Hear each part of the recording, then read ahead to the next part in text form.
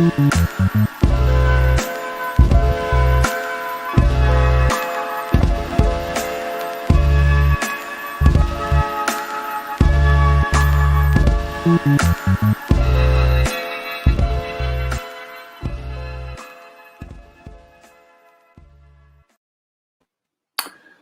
everybody. Welcome to another edition of Jacobin Talks. I am Jacobin Deputy Editor Micah Uetricht. We have been, since the beginning of the pandemic, doing these political education talks, usually about half an hour of a presentation from someone on a given political issue, then half hour's worth of discussion. And if you are a regular listener, you probably already know this drill, but please, like and subscribe to our Jacobin page. I think today we hit 40,000 subscribers, which is pretty good, but it pales in comparison to what the right wing is doing out there on YouTube. 40,000 is nothing. So we need you to hit like, hit subscribe, and please share the stream on your social media platforms so we can get out the good word to as many people as possible. And before I get into today's show, just to let you know what's on deck here. Tomorrow we've got another edition of Weekends with Anna Kasparian and Nando Vila, and they'll be speaking with Mark Diamondstein of the American Postal Workers Union. Obviously a hugely important issue at this moment, given what's going on with all the tomfoolery that's going on with the Postal Service right now. And on Monday, we are going to have political theorist and Jacobin contributor Alex Gurevich on labor republicanism against wage slavery. So tomorrow that's at 1 p.m. and Monday that is at 6 p.m. Eastern. And today we're lucky to be joined by Loren Balhorn. And before we get into Loren's talk, Loren, I just wonder if you could, well, first of all, I just have to say, you and I go way back. Who would have guessed when we met at a protest when we were undergraduates in Chicago? I think it was against the Iraq War, if my memory serves me correctly. Most likely one of those really sad late anti-Iraq War protests. Exactly. It was. We were like half of the people who were there were you and I. That's how we got to talking. We've gone from that, which was over a decade ago, to look at us now. Wow. And can you explain what is going on with the Jacobin Germany edition? We've got a bunch of different sister publications around the world at this point. Folks are hopefully familiar with Tribune, which is our sister publication in the UK. We have Jacobin Italy. We have Jacobin Brazil. We're soon going to be launching Jacobin Latin America. Am I forgetting any? And there's Jacobin Germany. Can you just tell folks a little bit about that before we get into your talk? Yeah, sure. So Jacobin Germany, it launched late last year, at least on the internet.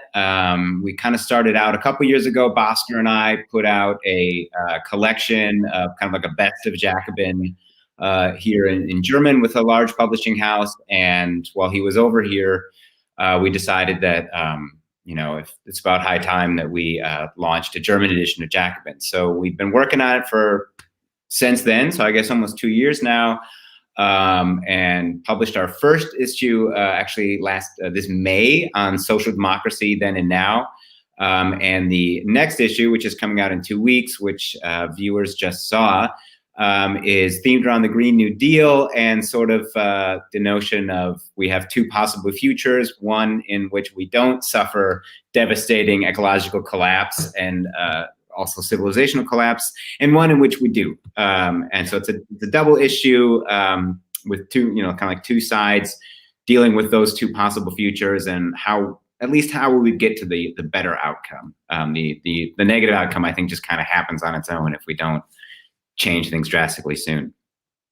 Great. So I guess those viewers who are tuning in from Germany should look out for the Jacobin Germany issue coming out very soon. But that's not what you're actually here to talk about. You're here to talk about the lost history of Antifa. So there you have a long article from a couple years ago on the history of Antifa in Germany. You're going to get into that in your talk. And as always, those who are watching, please do chime in the comments section with your comments and questions for Loren. I will, as always, try to do my best to read as many of them as possible. And with that, Loren, go ahead and take it away. All right. Well, first off, thanks again for having me. You already mentioned the article I wrote a couple years ago. I'll talk about some of the things that are in the article, obviously, but I want to focus on a broader, the broader trajectory of Antifa in Germany, whereas the article focused more on a specific phase that I think is perhaps the most romantic. But I wrote the article a few years ago in the spring of 2017, after Trump had been elected, and kind of like this moment we had where we had things like Richard Spencer giving his little right-wing conference on the weekend of Trump's inauguration and doing some kind of Hitler salute, and at least sort of a visual of at least a return of some kind of like fascist ideas and fascist tropes. And at the same time, the emergence of Antifa largely in street protests against Trump supporters. And you even saw it sort of slipping into the mainstream media. What is Antifa, this international anti-fascist movement? A couple of books came out.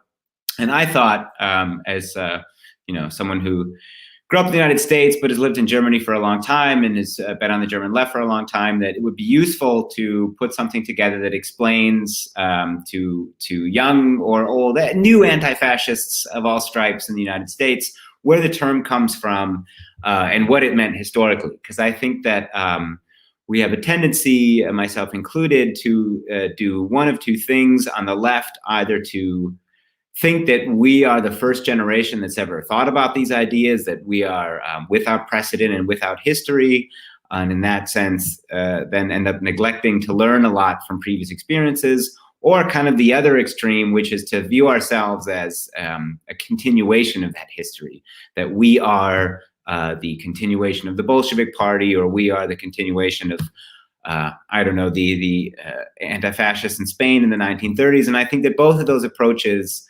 are lacking in that they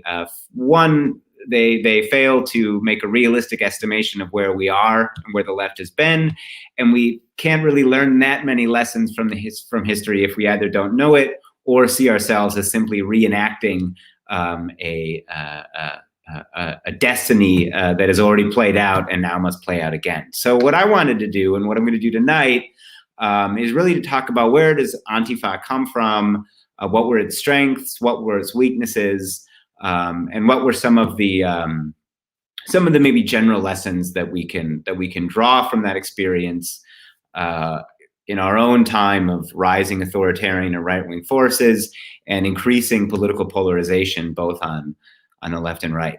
Antifa, obviously, for those who don't know, is short for anti-fascism, or in German, Antifaschismus, and comes from a specific context. Although, of course, I don't want to take away from the many anti-fascist movements historically around the world, some of which, unlike the German movement, were ultimately successful.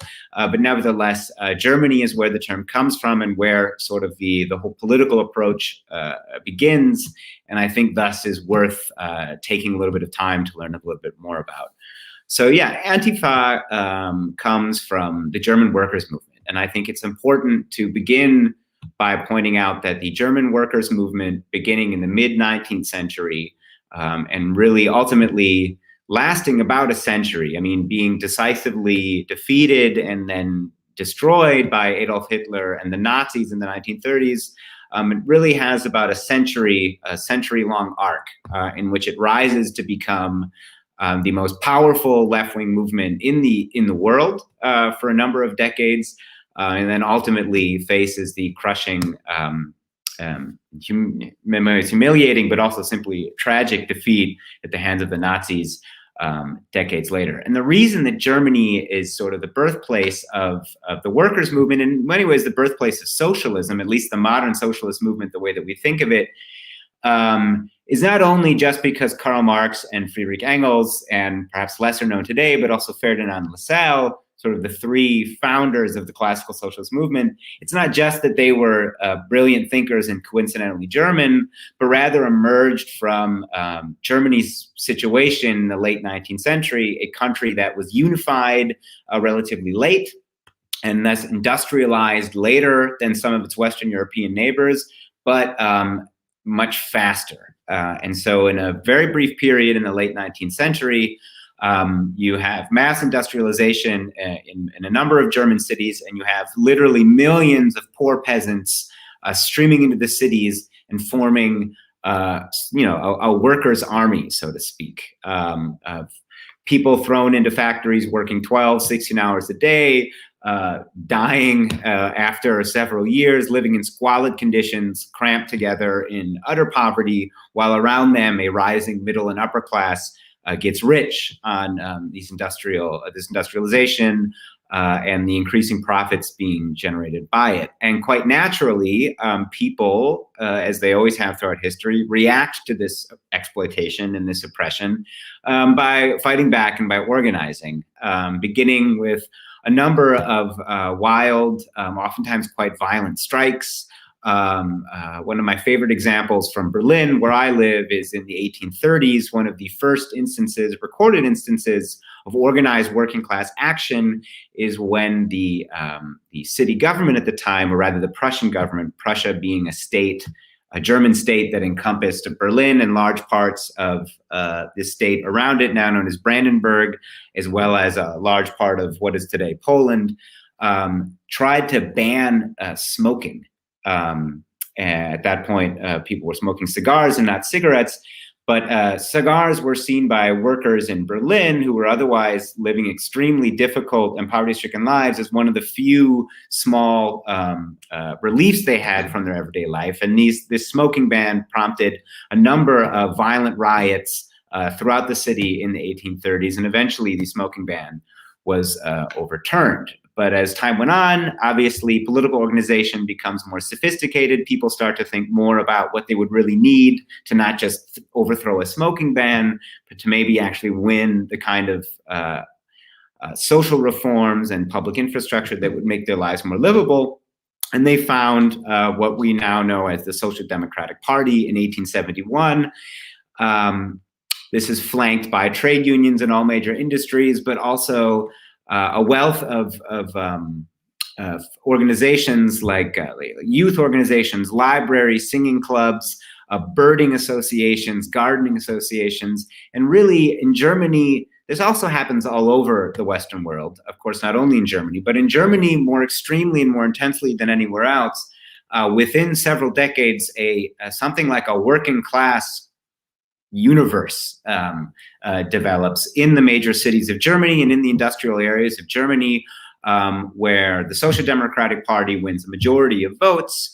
For example, in Berlin, the Social Democratic Party won most elections decisively in the late 19th and early 20th century, and where people basically lived their daily lives surrounded by other workers and who all viewed themselves as more or less socialists. So by 1912, the last elections in Germany before World War I breaks out, the Social Democratic Party is getting 35%, up from 3% at the first elections in 1871. And in many major cities, in fact, is winning not only a plurality, but oftentimes even a majority.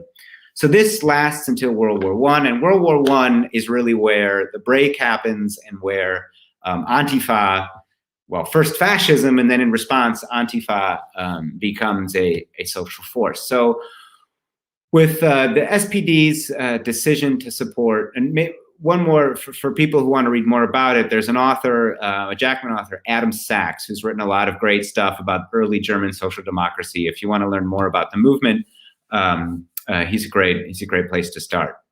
So when World War I breaks out, with the support of the Social Democrats in Germany, but also socialist parties around Europe, there a few things happen.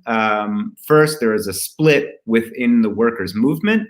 The most famous example for viewers would certainly be the Bolsheviks in Russia, led by Vladimir Lenin, who several years later go on to successfully overthrow the Russian government and establish what later became the Soviet Union. And similar splits happen around the world. And in Germany, there's a particularly large one. So in 1919, in the aftermath of World War I, the Communist Party, or the KPD, is founded. It's a party of several 100,000 people. At its high point in 1923, it has 300,000 members. This is in a country of 60 million people. So it's a significantly larger force than maybe anything on the left we know today. But the SPD, despite making compromises with the capitalists, making compromises with the military, and entering in governments with some of these forces, and thus, in the eyes of many radical workers, betraying the cause, always remained significantly larger than the communists. And by the late 1920s, despite everything, despite its various betrayals, quote unquote, still had over 1 million members and was still winning 20 to 30% in elections, and in many cities, even more than that. The other thing that happens, though, on the right side of the political spectrum is with Germany's defeat in World War I, you have for the first time the emergence of a new political mass movement that we now know as fascism. In Germany specifically, it was called National Socialism, led by Adolf Hitler. And this is a movement that is different to previous conservative movements in Germany in that it's not only nationalist, but it's explicitly ethno-nationalist. The notion that Germans are a racially superior people who are predestined to rule Europe or maybe even the world, for the first time becomes an idea that's not only entertained by strange, esoteric, right-wing thinkers in their debating salons, but is becoming a force that increasingly large numbers of people believe in, and that seems to offer an alternative to both the crisis and poverty that many workers knew in capitalism, as well as the sort of radically egalitarian socialist vision being put forward by the Communist Party and the Social Democrats. In the 1920s, so Antifa, anti-fascist action, the first anti-fascist actions begin in the 1920s, even though throughout most of the 1920s, the Nazis are still a fairly marginal force. Already in 1922, 1923, Benito Mussolini's fascists have taken power in Italy, and at least part of the left is looking towards Italy and looking towards developments in the rest of Europe, and is seeing that there is a danger on the horizon, and that the only forces that could stop it, the workers' parties, need to stand together against the fascist threat, whatever their other differences might be. So actually, we got some pictures I could maybe show to get an idea of what the atmosphere was like at the time. This first photo is a picture of a communist rally in Berlin. I'm assuming it's 1927 because there's a banner that says 10 years of the Soviet Union. But I think that this picture just gives you a good idea of what the political atmosphere was like in the 1920s, where these kinds of rallies were regular occurrences, both for the left and for the right. There's another nice photo, one that I really like, of a children's delegation to May Day in 1925. They're actually marching in front of the Reichstag, the German parliamentary building. And I think what we have to remember when we talk about Antifa back then is the sheer size of mass politics back then. I had the privilege to interview an old communist who died a few years ago, Theodor Bergman, for Jacobin. And he actually grew up in Berlin around this time. He was a kid. I assume, I don't know if he was or not, but I think there's at least a small possibility he was probably at that demonstration we just showed a picture of. And one thing he kept emphasizing to me in our conversation was just that you can't imagine someone born at the time we were born, who's lived through the late 20th and early 21st century, cannot imagine the level of mobilization and the level of conviction that people had at this time.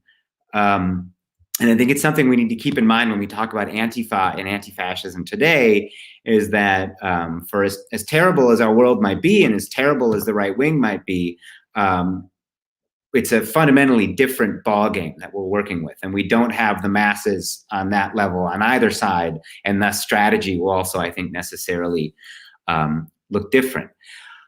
Beyond sort of the mass rallies, there was also, and this is sort of where Antifa was rooted, is you had in Germany, founded by social democrats, but also supported by communists and the trade unions, you had lots of organizations that sought to bring workers together outside of party politics. So I mentioned things like the singing clubs and birding associations previously, but specifically in the 1920s in Germany's major cities, there were large workers' athletic organizations. So this is a picture of Turnverein Fichte, which was a mass workers' athletics organization. This is one of their clubhouses in Berlin, and in Berlin alone, they had something like 25,000 members. So social democrats, communists, but also non-aligned workers who weren't necessarily in a political party, could go there on the weekends, could play soccer. I think we also have a photo of the opening rally of, this is a workers' soccer tournament in Berlin. These were huge gatherings across Germany where thousands of workers would come together and just spend the day together, playing sports and doing normal things, but things like free time activities that were largely inaccessible for working class people before the political left founded these organizations, simply because they were too expensive for workers to afford on their wages at that period. And so the notion of anti-fascist unity is very much rooted in this experience that beyond the ideological divisions between socialism and communism, or social democracy and communism, that workers have shared interests, and the best way for workers to move beyond their differences is to be involved in these shared organizations. The major turning point, I think, both for fascism as well as for anti-fascism and for the socialist left in Germany, is 1929. 1929, a number of things happen. The two most important would be obviously the world economic crisis, which hits Germany particularly hard. The crisis, of course, actually begins in the United States on Wall Street with a stock market crash. But because so many German companies were dependent on loans from American banks to fund expansion and fund production, very quickly the German economy shrunk by something like a third. Unemployment explodes. You have millions of people standing in bread lines, going to soup kitchens, and the response of the government, and this is maybe in some ways where we could see a parallel to our era, the response of the government is in fact austerity. So unemployment insurance is cut, Social Security is cut. The German government does everything it can to make the situation worse for the working class, if you will, simply because that's what their middle class voters demanded. And despite the fact that the SPD in every election in Germany in the 1920s won the most votes, they never won a majority, but in every election until March 1933, every election until 1929, the SPD was far and above the strongest party, but the parties of the right and of the center always got together to ensure that the SPD could not enter government. The SPD was in government in several states, and in fact, for a brief period, they even governed several states with the communists in the early 1920s, but on the national level, and here again, we could maybe perhaps draw some parallels to certain machinations going on in the Democratic Party earlier this year. The center always preferred to govern with the right rather than let the left take power. And this means that the economic situation for working class people, but also for large sections of the middle class in 1929, 1930, 1931, gets incredibly bad. And this leads to extreme political polarization on both sides of the political spectrum. So the Nazi Party, led by Adolf Hitler, which had been around since 1921, but was very much, I would say, obviously a party that gets 5% in the elections and has hundreds of thousands of members is not really a fringe party. But for the German situation at the time, and compared to the size of the workers' parties, the Nazis, in fact, remained a fairly marginal force until the economic crisis and the increasingly difficult conditions for working and middle class people. At the same time, and this is perhaps really the tragedy, is the two working class parties, the SPD and the KPD, become increasingly hostile to one another. The Communist Party adopts what is known as the theory of social fascism, arguing that social democracy, by holding workers back and giving them reformist illusions in the democratic capitalist system, in fact, prevent the revolution and thus pave the way for fascism. And they oftentimes argued, or they explicitly argued, that social democrats thus constituted the greater danger than the Nazis, because the Nazis at that point did not look like they were going to take power, and it was in fact the social democrats who the communists had to oppose. The SPD, for their part, was in many ways just as myopic and just as destructive. The SPD had its own organization called the Iron Front, in which they tried to unite all the liberal democratic parties, all of the moderate and even some conservative parties, in defense of the Democratic Republic against two threats: Nazism and Bolshevism. In fact, the Social Democrats often referred to the communists as red-painted fascists, and like I mentioned, the communists in turn referred to the Social Democrats as social fascists. So as the actual fascists, the Nazis, are getting larger and larger. By 1932, the brown shirts, which were the uniformed street fighting wing of the Nazi Party, had 400,000 members.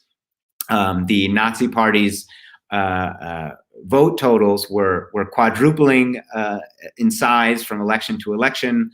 In fact, the parties of the left, who one would hope would have fought the fascists, and of course they did fight the fascists, but they were also fighting themselves, creating a window of opportunity, or rather giving the Nazis a way to take power by, although they never became a majority, at least winning a plurality of votes, and the left was unable to develop a common effective strategy.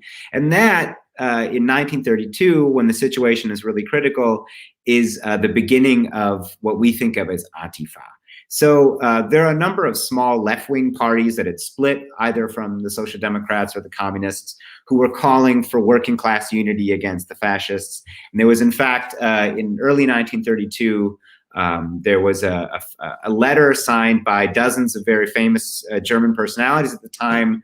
The one that would be probably most well-known to people watching this video was Albert Einstein, calling on the Communists and the Social Democrats to close ranks and to present a united front at the elections to ensure that the Nazis could not take power, because this group of people, being particularly foresighted, understood that once the Nazis took power, they would never leave again. And that's something that unfortunately many people on the left, but many people in German society as a whole, perhaps did not understand at the time, and probably did not realize the extreme danger they were facing in the form of Adolf Hitler and the Nazis.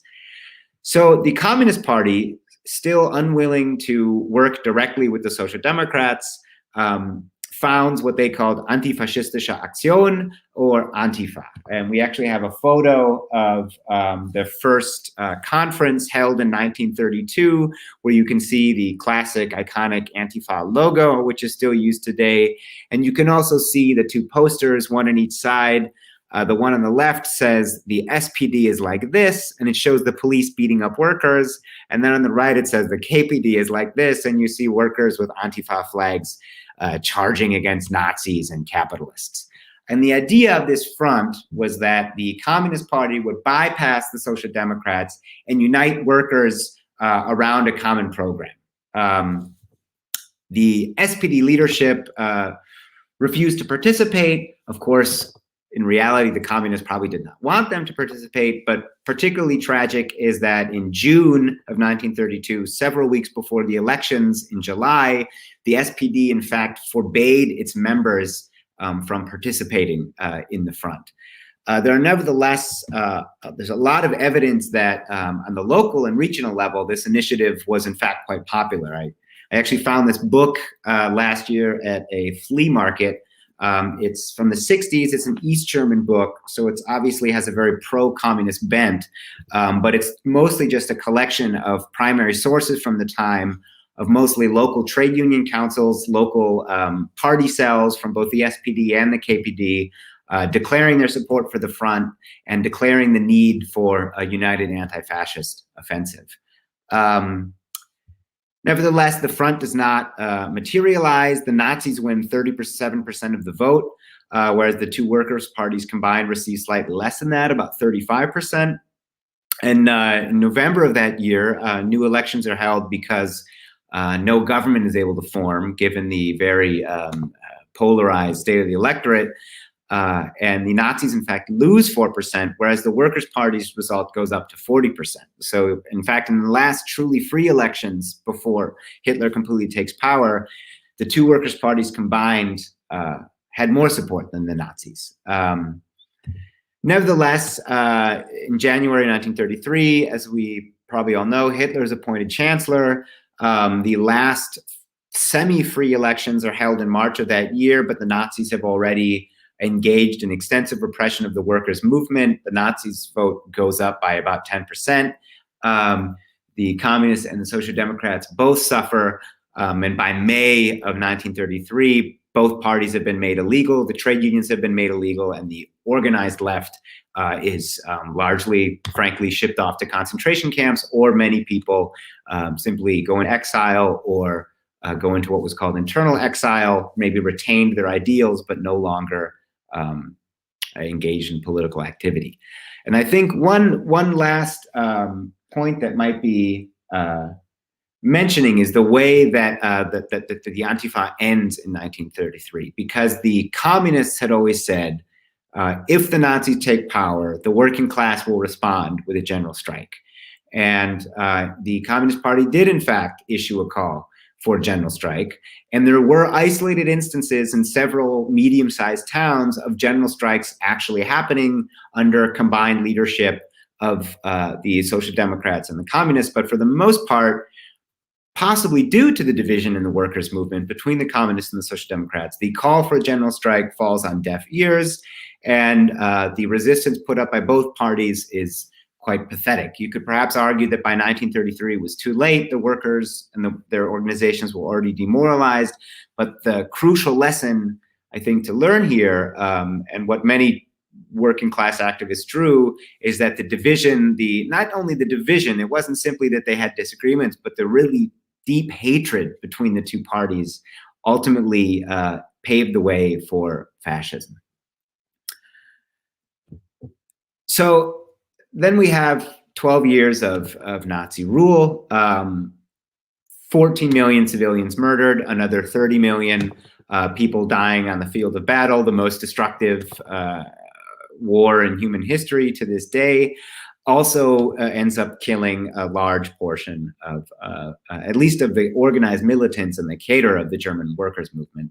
But as 1945 rolls around and it becomes increasingly clear that the Nazis are not going to win the war, the last remnants of the working class movement and of the Antifa movement begin to pick up the pieces. And in hundreds of cities and towns around Germany, what's left of the KPD and the SPD form what are called anti-fascist committees, or Antifa committees. These varied greatly from region and city to how big they were and how influential they were. In some of the cities where they were the strongest, they in fact even engaged the Nazis before the Allies arrived and kicked the Nazis out of their cities. However, this was very much the exception. Most of the time, these committees would emerge as the Allies were coming into the city and tried to breathe life into the nearly destroyed workers' movement. And they generally had three goals, three main political goals. The first one was a thorough purging of Nazis from all layers of society, that every Nazi be kicked out of the city administration, be kicked out of the police force, etc., that a unified workers' party be formed, that the division of the pre-war period could not be repeated because, you know, the lesson had been learned and the damage was already done, but we at least shouldn't repeat it. And thirdly, to restore some kind of basic provisioning for the population devastated by 6 years of war and bombing, etc. It was a brief but certainly hopeful period where for a couple of years, socialist ideas were again very popular among the German population. There was a widespread feeling that it was the chaos of capitalism that had allowed the Nazis to take power, and that the chaos of the capitalist economy had created the crisis that led to the much greater crisis and tragedy of Nazi rule.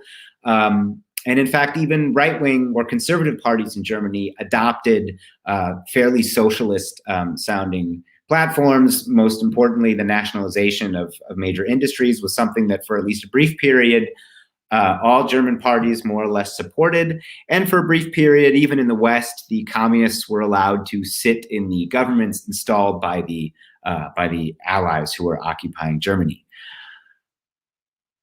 However, obviously, these, this movement, as inspiring as it was, and I think what it really shows is that the classical German workers' movement, although defeated by Hitler, was not completely destroyed by Hitler, that hundreds of thousands of people, or at least thousands of people, retained these ideas, retained their beliefs, many of them engaged in illegal resistance, and that when the Nazis were finally defeated, although the German left by no means defeated the Nazis, that was something that the Allies did, this movement still existed and did return and do its best to shape German society in a progressive direction, but was unable, given the devastation of the war, the fact that the country was divided into 4 different sectors by 4 different powerful occupying armies, that there was really no way that they ever could have put forward a real political program.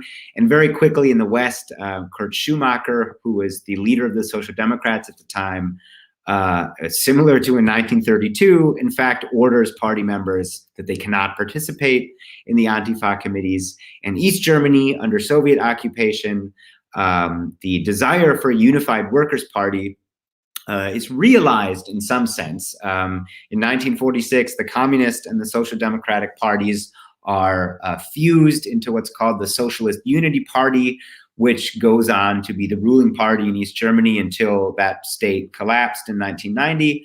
And although, by all accounts, the fusion of the 2 parties was very much forced by the Soviet occupation, there is a lot of evidence to suggest that the move was very popular, at least in the beginning. Obviously not among everyone, and especially among Social Democrats, there were a lot of reservations, and the vote to unify the party was falsified more or less by Soviet occupiers. There was a real genuine enthusiasm among millions of people that the Socialist Unity Party would take up the legacy of the best traditions of the German workers' movement and build some kind of new Germany.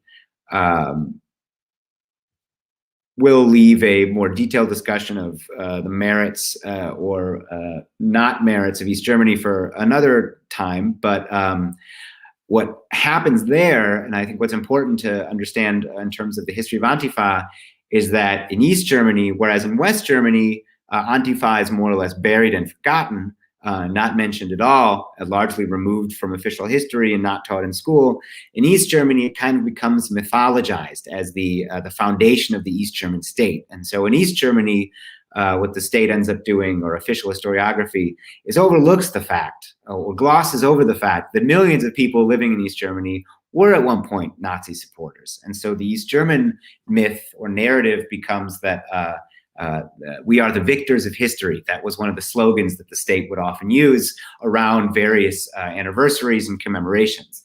And there were real traditions to draw on. We have a picture, for example, from Buchenwald, which was a concentration camp in Eastern Germany, where leftists largely ran the camp towards the end.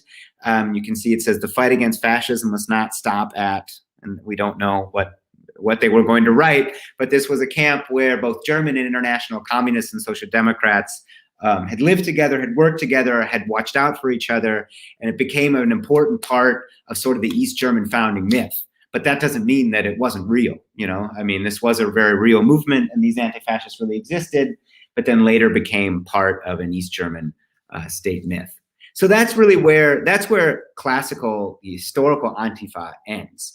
And I've already been talking for a while, so I'll try to keep the rest of my talk short. But the Antifa that we think about, or the Antifa that gets coverage in Time Magazine or the New York Times or whatever, and the Antifa that Donald Trump and Republicans are talking about, or were talking about last week at the RNC, is this dark communist force seeking to brainwash your children and take over the country. That has its roots in Germany of the late 1960s and early 1970s, and I think importantly is not linked in any organic sense, in any deeper sense, to the workers' movement, but comes out of 1968, the student uprising of 1968, the counterculture of the 1970s, and the growth of a very large, what am I trying to say? A large left-wing counterculture and really what we would call an autonomous movement today. So during the 1968 uprising, one of the main topics for a lot of the young people getting involved in political activity is the realization that large swaths of West German society were complicit in the Nazi regime. Ambassadors, all kinds of members of parliament, government figures, chiefs of police, because there was no, and this was kind of a decision that particularly the British and the American occupiers made after 1945, was that you can only purge so many Nazis before you make the German state inoperable. If you really get rid of everyone who was ever involved in Nazism, you're not going to have very many reliable bureaucrats left to administer the state and get the economy running.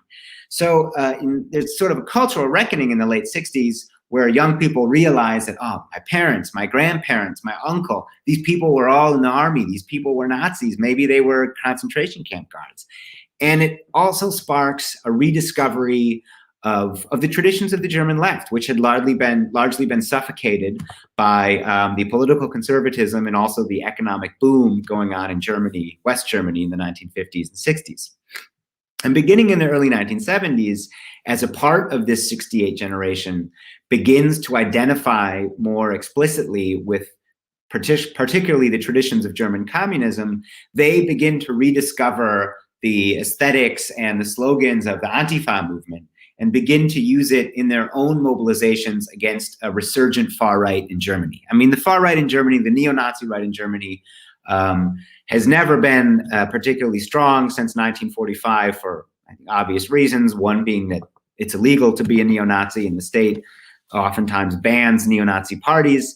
But there was a resurgence in the late 1960s of a party called the National Democratic Party, and Antifa began to become sort of the term or the catch-all term used to describe mobilizations against this party and then increasingly against other right-wing parties that sprang up in the 1980s. At the same time, of course, the actual communist left is in decline.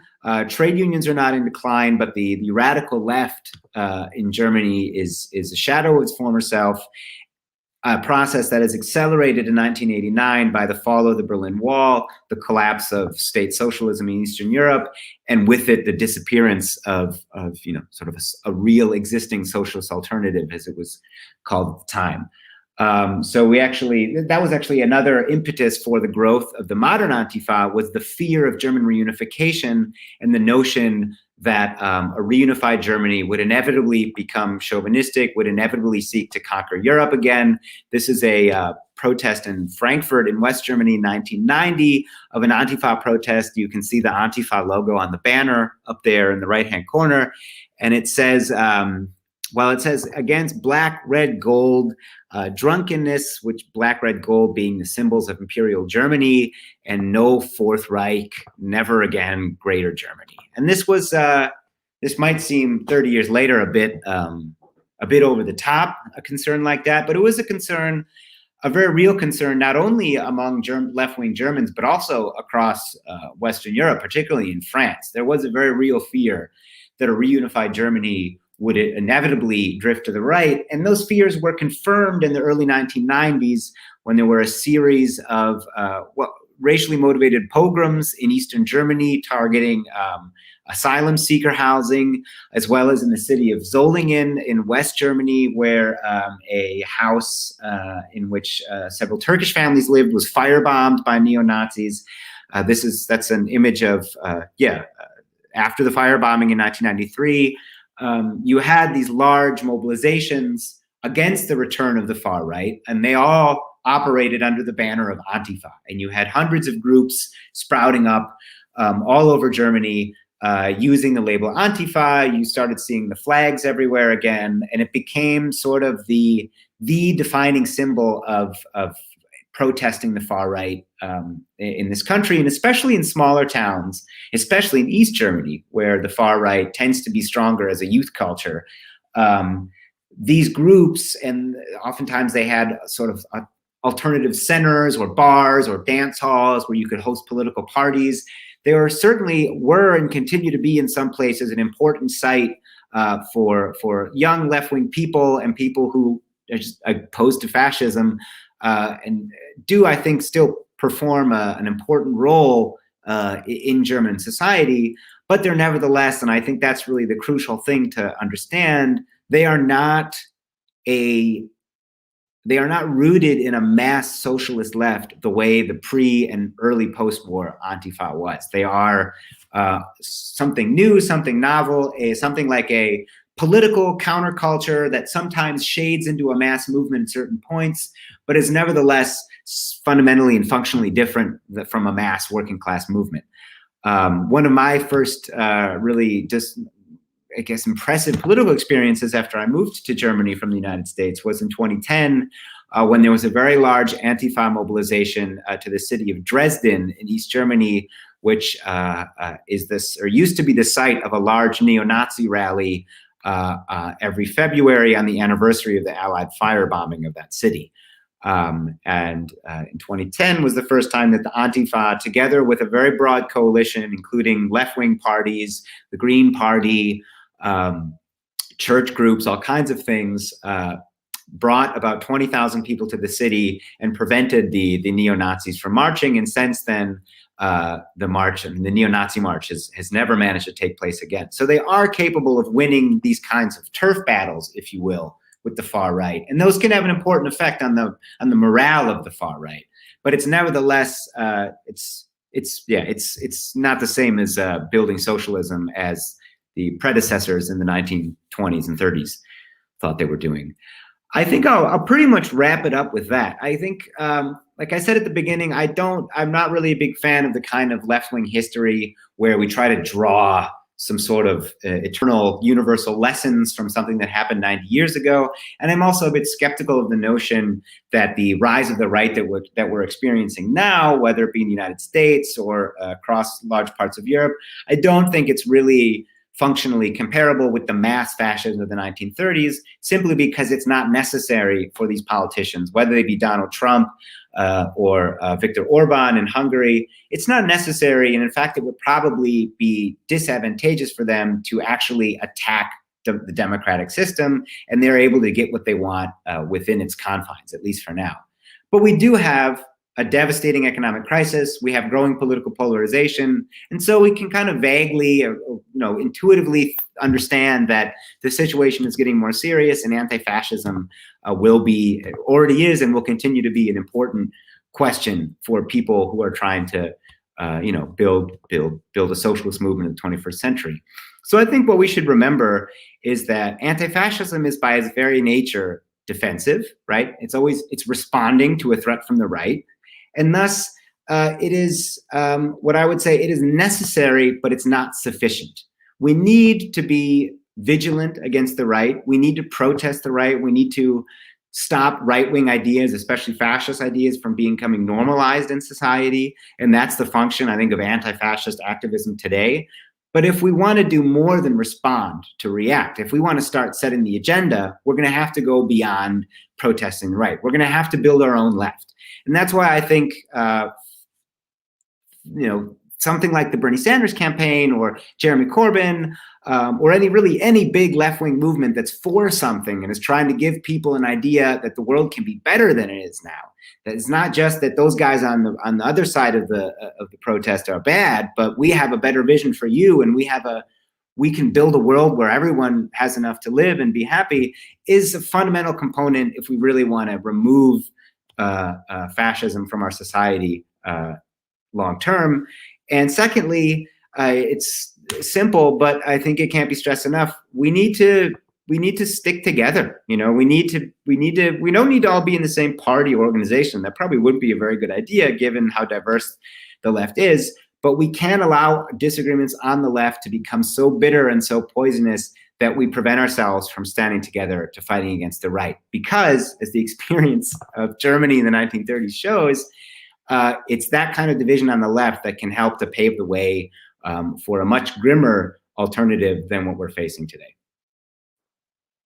Great. Thanks, Loren. So again, any questions that you have for Loren, please drop them in the chat right now, and I'll try to get to as many of them as possible. We already have a bunch of really great questions, and most of them are maybe seeking the kind of answers that, Loren, you just said that you don't like giving, which is like, give us direct political lessons for today. But listen, this is Jacobin. This is our bread and butter. So I don't know what you expected. This is what you signed up for, Loren. So yeah, let's just go into some of those kind of questions rather than some of the more historical ones. So you emphasized multiple times in your talk that the kind of origins of Antifa were in this broader, the social democratic and the upsurge in the German Social Democratic Party and the Communist Party, and that there was this really active left that did all these cool things, like had like communist baseball games or whatever that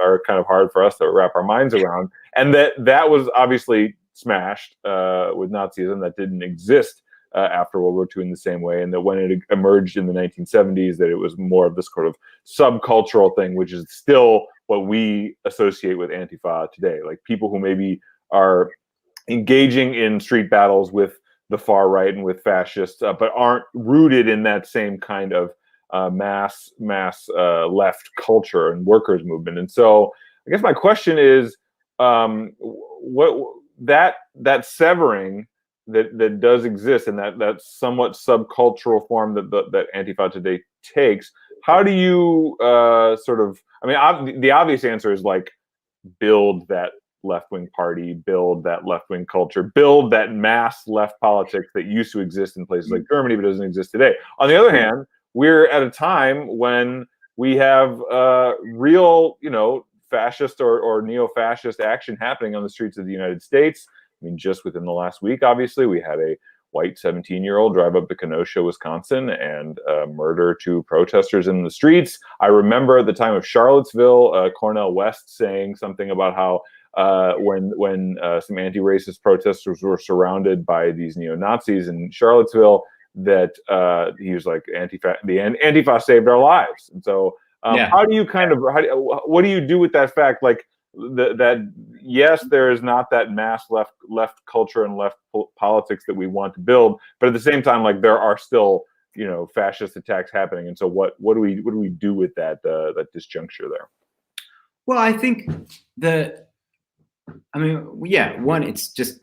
it's hard, and we need to build a mass left party, but that's always true, and that doesn't really answer your question. I think what we can do is we can try to think about ways that anti-fascism can be perhaps a tool to building that mass left. So I mentioned my experience in Dresden in 2010. Dresden at the time was a bit controversial among the German Antifa because for many Antifas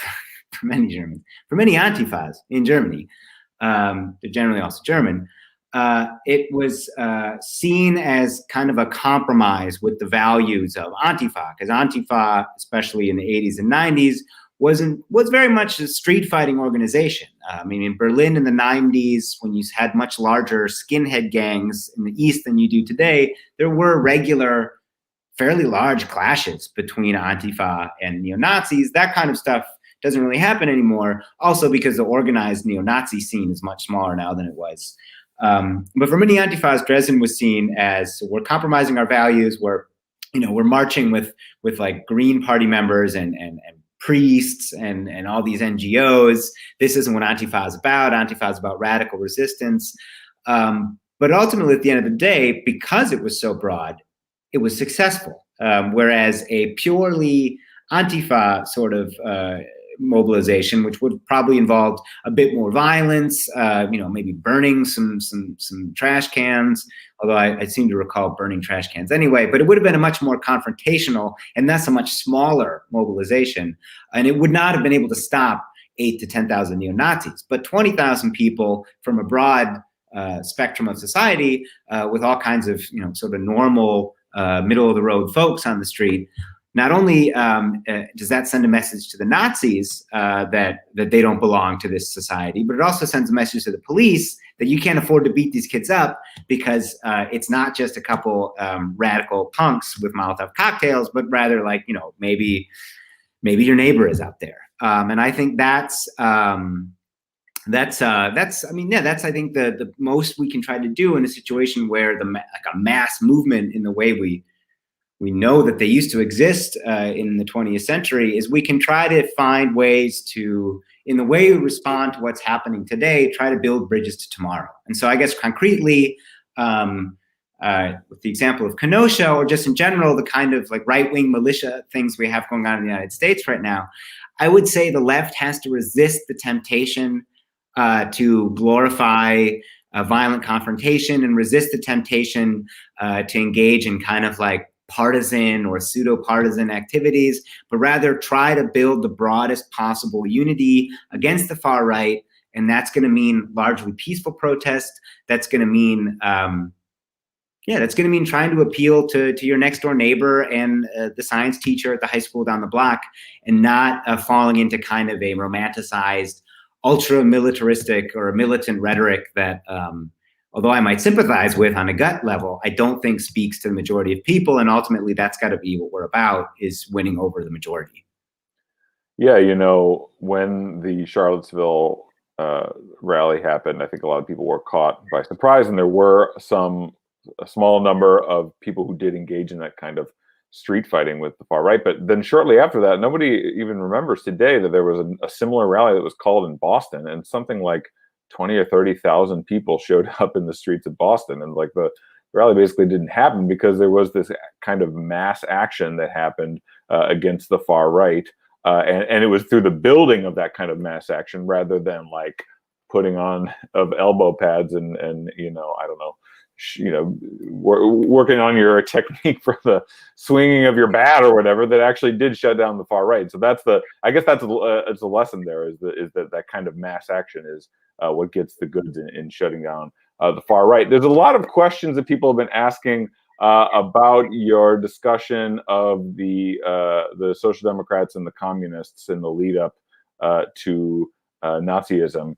And David Roeder has an article in our new print issue, "We Don't Live in Weimar Germany," and this is something that comes up quite a bit, especially from, I would say, liberals who are sort of wagging their finger at the nascent left, of the sort of like DSA type, Democratic Socialists of America type left. And tell me if I'm wrong. What I kind of heard from what you were saying is you were in the abstract saying like there is a need for unity. Like clearly, what happened between the Social Democrats and the Communists was very bad and did help lead to fascism. But the question, of course, is like, are liberals correct in reaching for that historical analogy in this moment when we are truly up against some pretty scary stuff in the form of another term of the presidency of Donald Trump? Yeah.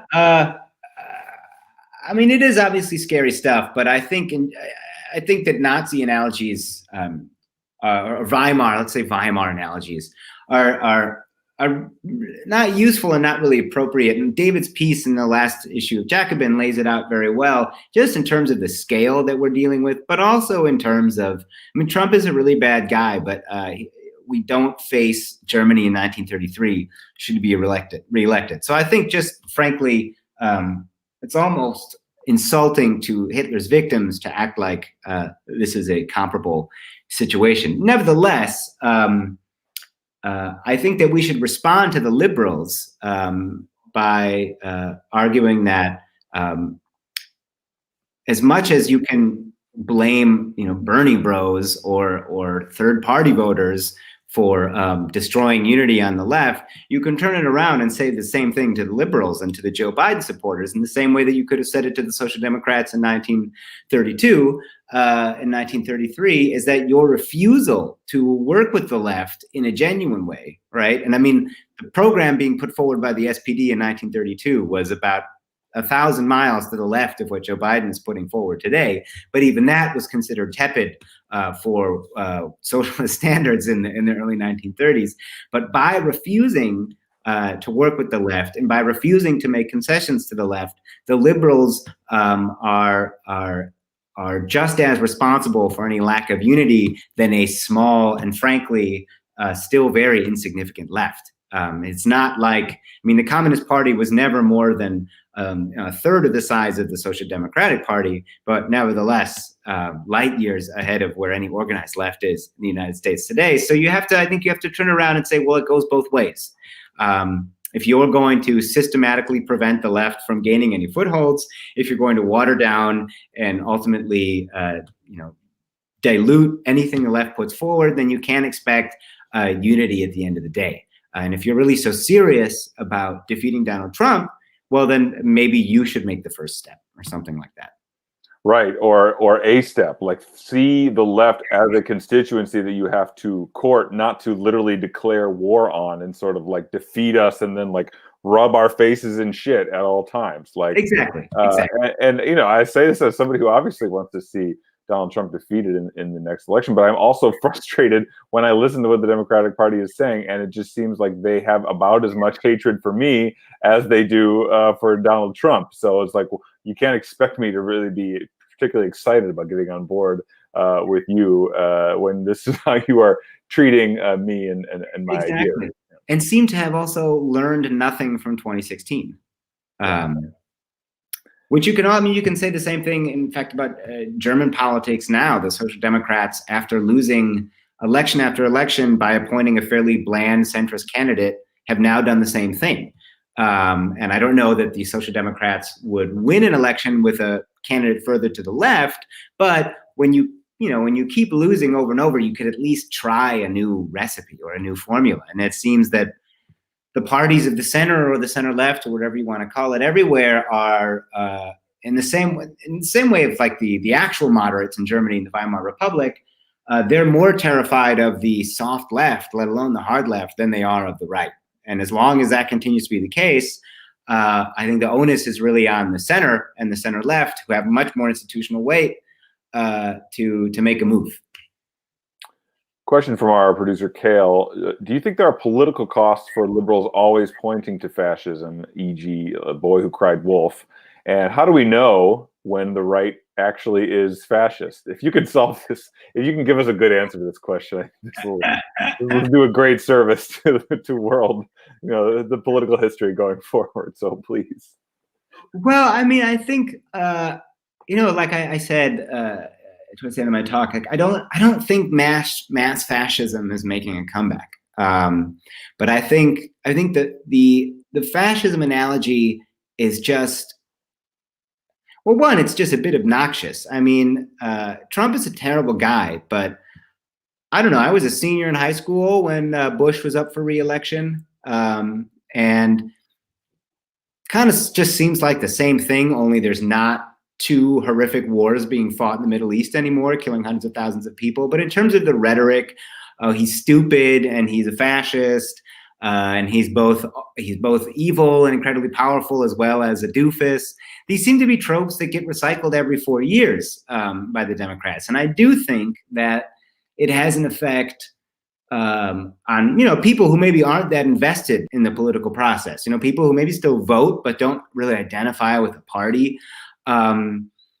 That they just don't take the Democrats seriously anymore. They don't take the political pundit class seriously anymore because the center left is always claiming that fascism is around the corner, and it never ends up being. And I guess for those of us who are more astute, we're at least aware that many of the terrible things that Trump is doing were already being done under Obama, just less blatantly and less flagrantly and perhaps less vulgarly. And before that, were being done under Bush. So in terms of developing an understanding of like the contours of political power in the United States, I think it's it's counterproductive. And I think, yeah, for a lot of regular people, it's kind of a turnoff. And it also means that fascism isn't scary anymore, because if Trump is fascist and if Bush was fascist, and if you listen to the Tea Party, then Obama was fascist, then clearly fascism must not be that bad. And it really it drains the term of the gravity that I think it deserves, especially when you think about the horrific devastation that the Nazis in particular unleashed across Europe, but also in Italy and Spain and other places. We should be aware on our political compass that fascism is something a lot worse than just a conservative Republican with maybe some weird conspiracy ideas. It means the destruction of human life. And I don't know that that's really in the cards at the moment. I mean, I think that, people like the shooter in Kenosha, they might be fascists, or they might be flirting with those ideas. But I think we're still a long ways away from that kind of classical fascism. And I think what we're more in for is some kind of increasingly authoritarian and illiberal democracy along the lines of Orban in Hungary. Of course, in Hungary, you do have something like, on a smaller scale, you do have organized kind of neo-fascist paramilitary squads, but it's still nothing like what you had in Germany in the 1930s.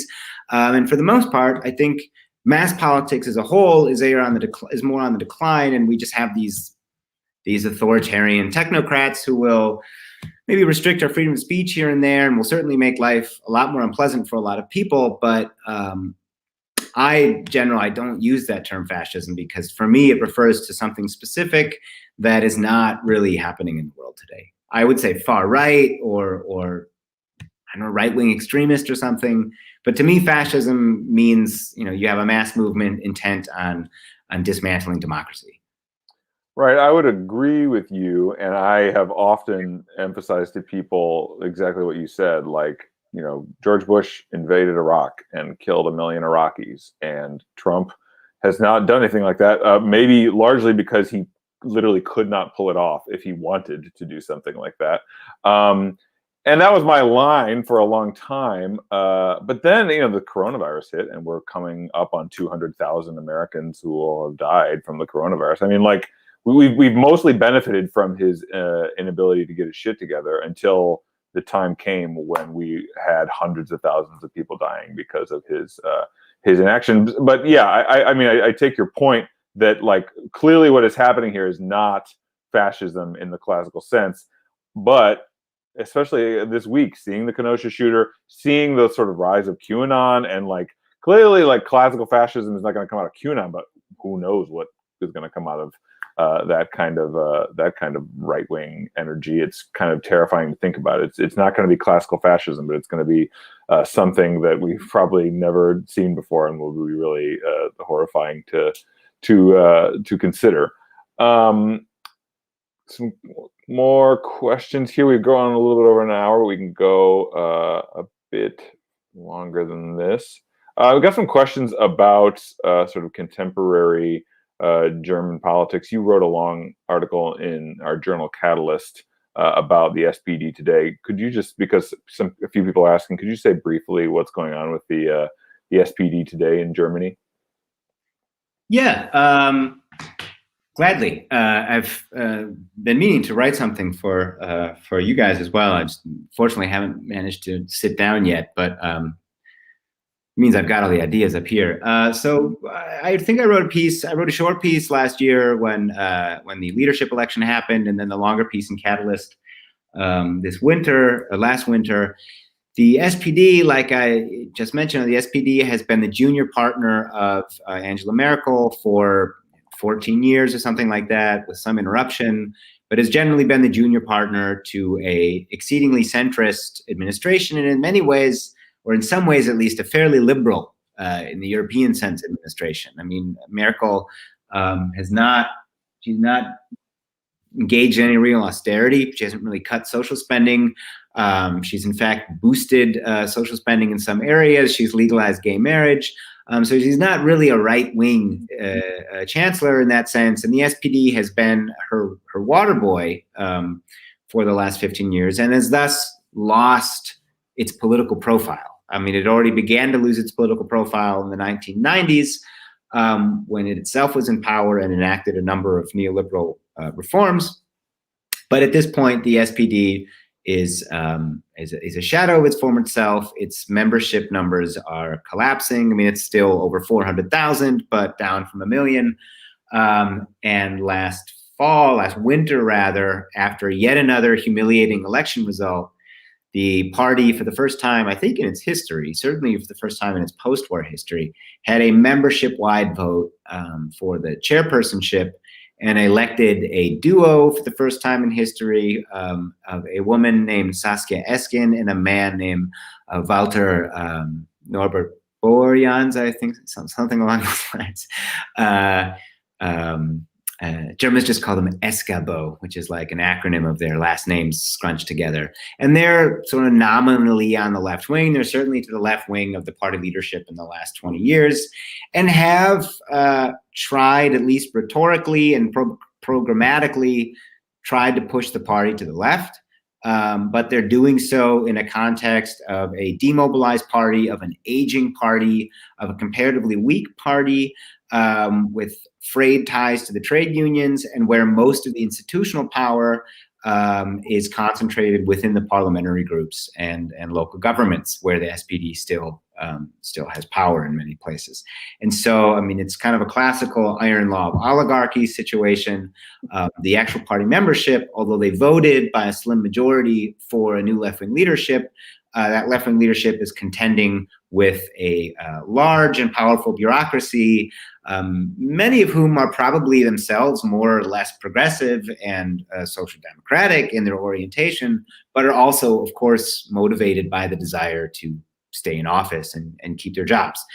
And that has now resulted in last week, or 2 weeks ago rather, the appointment of Olaf Scholz, the former mayor of Hamburg and the current finance minister in Merkel's government, as the candidate for chancellor in next year's elections. Next year's elections are still a year away, but there was a perception in the last elections that because the SPD waited so long to appoint their candidate, the candidate did not have a chance to really build up his name and reputation and explain to voters why he would be a good alternative to Merkel. And so they're hoping by appointing the candidate a year in advance to correct that mistake.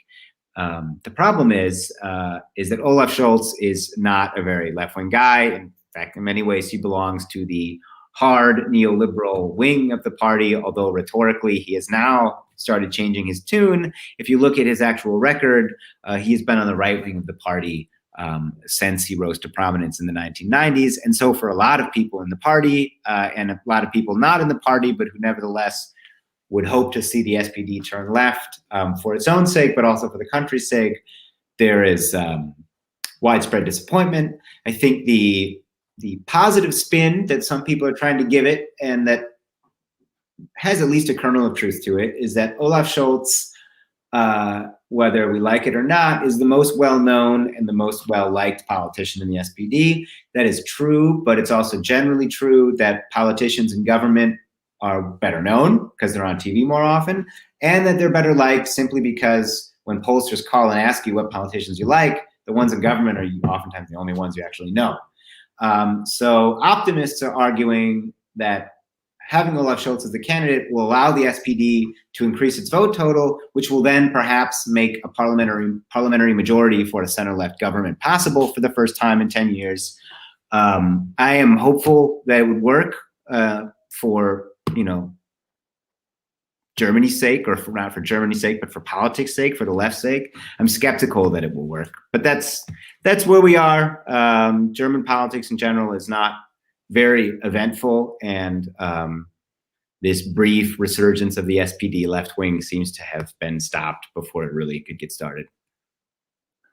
And well, you're at the very end there. You're talking about the resurgence of the left wing. I mean, our Europe editor David Broder just wrote a book about Rome, talking about the real erosion and rightward movement of the center left in that party that's really given rise to the populist right to basically take over in Italy. And that's something we've seen to varying degrees throughout Europe, in the United States to some degree.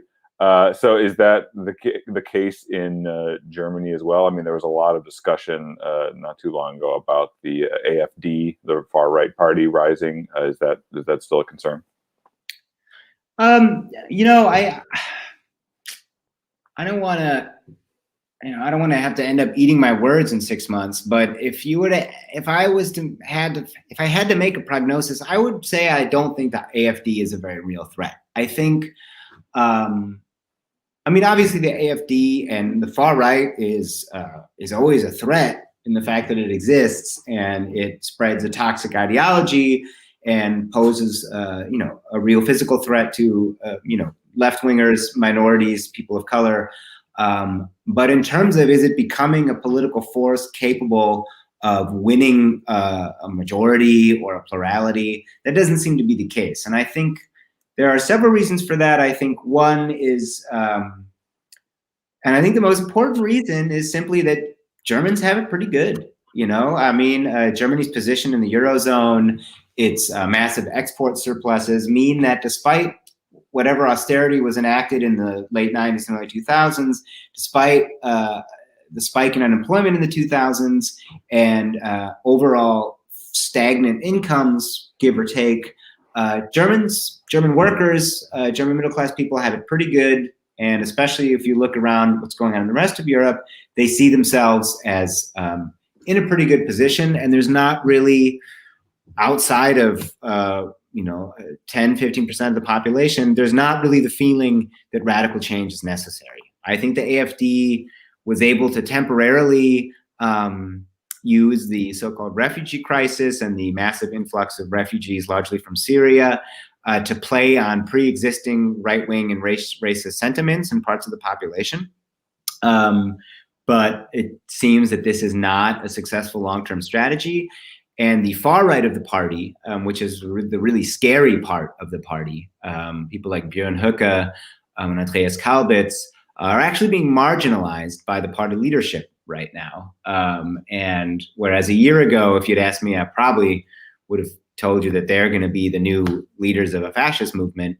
Right now, it seems like they've really lost their momentum. And I think as long as the economic situation stays the way it is, also have to mention that the corona pandemic has not been very bad in Germany, and the government response has been, on the whole, obviously much better than Trump's, but in the whole, broadly popular. The government is fairly popular again, and I think we're looking at another 5 years of comfortable, low growth, low conflict social capitalism. Got a number of people asking other questions about contemporary German politics, but we're out of time. You'll have to read Loren's articles in Jacobin about somebody asking about Die Linke. You've written about Die Linke in the past, so you'll have to go to Loren's author page, Jacobin's website. There's one, when German liberals teamed up with the far right, a article by Loren from not too long ago. And I guess the last question I want to ask is to switch gears, I guess, back to American politics. And just because this is a talk about Antifa, Trump has clearly tried to use Antifa as this kind of like tip of the spear for a larger Red Scare in this country. It doesn't seem like he's gotten a lot of play. I don't think we, for example, even heard anything about Antifa at the RNC. I didn't watch the whole thing. We heard more about socialists and Marxists than we did about Antifa at the RNC. But just in terms of that ability to use Antifa as this tip of the spear of a larger Red Scare, do you have any thoughts on that and what the left should do, just in recognition of the fact that the right may try to wield this big, bad, scary Antifa in that way against the entire left? Yeah, I mean, I think you have to, and this is often a question in Europe as well, when parts of the left who call themselves Antifa and engage in provocative tactics, for example, the question is, well, how do you relate to that? How do you comment on that publicly? Because on the one hand, you don't agree with whatever throwing Molotov cocktails or rioting or whatever. But on the other hand, you don't want to side with the right or side with the mainstream media against the left. And I think the left in the United States and the left everywhere should, we should. I guess when the question arises, well, I think we should identify positively with Antifa, with the historical legacy of Antifa, and try to the extent we can to make people understand what it really means. And I think the fact that Antifa stands for anti-fascism at least gives you a foot in the door to explain why you're the good guys, because in fact, in your very name, you are stating your opposition to the bad guys. I think in the United States, you have the problem, or the additional problem, that people oftentimes don't know that much about history, especially European history. And so it's maybe easier for someone like Donald Trump to create these bogeymen than in a society where something like Antifa is at least still part of the popular historical memory. But yeah, I think we need to, now that words like socialism and Antifa are in mainstream discourse, maybe not in the terms we want them to be, and they're still not nearly as well known as popular as we want them to be. I think we need to, grab that beast by the horns and affirm those labels, but have an alternative story about what they're about. And really, like I was saying in the talk, like Antifa is necessary but not sufficient. And what we need to do is we need to put forward our own program that can inspire masses of people, and not worry or not worrying too much about the rights narrative so much as building our own and building a much more compelling one. Great. Well, thank you, Loren. Everyone should be sure to look out for the forthcoming print issue of Jacobin Germany. If you do in fact speak German, it's jacobin.de. And once again, to remind folks, tomorrow we have another episode of Weekends with Anna Kasparian and Nando Vila. And on Monday, we will have a talk with Alex Gurevich, Republican Liberty Against Wage Slavery. So please do tune in. And if you forgot to like and subscribe, I will forgive you. Now, though, is the time when you do have to like and subscribe to the Jacobin channel. Tell your friends, get folks to tune in. So we can do more talks, great talks like this one with Loren in front of as many people as possible. So thanks to our producer, Kale, and thanks to Loren for tuning in. I don't even know, what time is it there right now? It must be pretty late there. Yeah, it's almost 1:30. I think I'm going to fall asleep to some YouTube in a couple minutes here. All right. Well, thank you for staying awake. Apparently, coronavirus is you're doing pretty well with coronavirus in Germany. Maybe you were like going to go out or something, but no, that's not going to happen. Tomorrow. All right. Well, thanks again, everybody, and thanks for tuning in. Thanks a lot.